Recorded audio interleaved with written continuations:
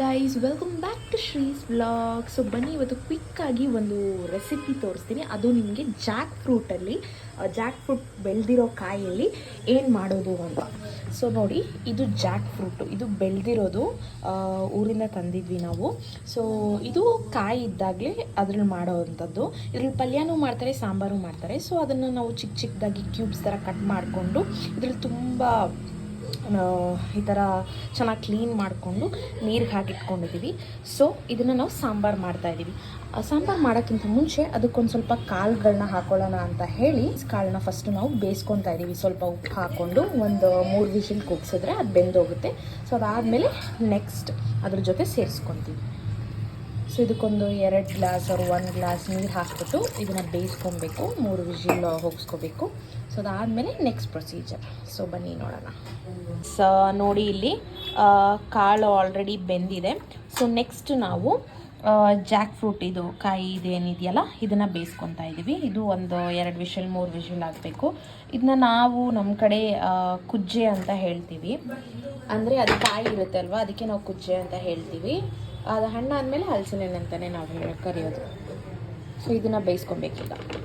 ಸಾಂಬಾರಿಗೆ ಮಸಾಲ ರುಬ್ಕೊಳ್ಳೋಕ್ಕೆ ನಾವು ತೆಂಗಿನಕಾಯಿ ಒಂದು ಸ್ವಲ್ಪ, ಮತ್ತು ಧನಿಯಾ ಪೌಡರ್, ಟೊಮ್ಯಾಟೊ, ಅರಿಶಿನ ಇಷ್ಟು ಹಾಕೊತಾ ಇದ್ದೀವಿ. ಸೊ ಇಷ್ಟು ಹಾಕ್ಕೊಂಡು ಒಂದು ಸ್ವಲ್ಪ ಚಿಲ್ಲಿ ಪೌಡರ್ ಕೂಡ ಸೇರಿಸ್ಕೋಬೋದು. ಇಷ್ಟು ಹಾಕ್ಕೊಂಡು ಇವಾಗ ರುಬ್ಕೊತಾ ಇದ್ದೀವಿ. ಈ ಮಸಾಲ ರೆಡಿ ಆಗಿದೆ. ನಾವು ಬೇಯಿಸ್ಕೊಂಡಿರುವಂಥ ಕಾಳು ಮತ್ತು ಆ ಒಂದು ಜಾಕ್ ಫ್ರೂಟ್ ಇದನ್ನು ಹಾಕ್ಕೊಂಡಿದ್ದೀವಿ. ಸೊ ನೆಕ್ಸ್ಟ್ ನಾವು ಇದಕ್ಕೆ ಮಸಾಲ ಸೇರಿಸ್ಕೊತೀವಿ.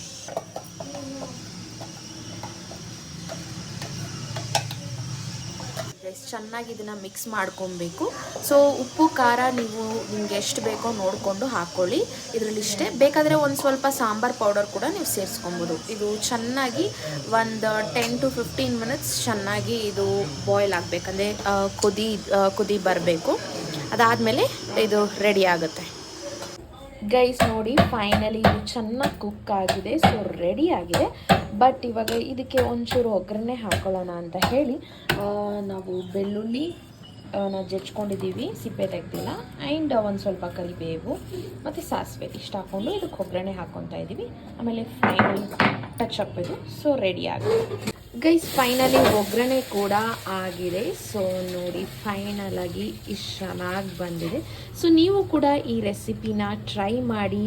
ಜಾಕ್ ಫ್ರೂಟ್ ಕಾಯಿ ಬೆಳೆದಿರೋ ಜಾಕ್ ಫ್ರೂಟಲ್ಲಿ ಸಕ್ಕದಾಗಿ ಬರುತ್ತೆ. ಇದರಲ್ಲಿ ಪಲ್ಯ ಕೂಡ ಮಾಡ್ಬೋದು. ಸೊ ನೆಕ್ಸ್ಟ್ ಟೈಮ್ ಮಾಡಿದಾಗ ನಾನು ತೋರಿಸ್ತೀನಿ. ಸೊ ಯಾರಿಗೆಲ್ಲ ಈ ರೆಸಿಪಿ ಇಷ್ಟ ಆಯಿತು ಲೈಕ್ ಮಾಡಿ, ಶೇರ್ ಮಾಡಿ, ಕಮೆಂಟ್ ಮಾಡಿ ಅಂತ ಹೇಳ್ತಾ thank you so much for watching.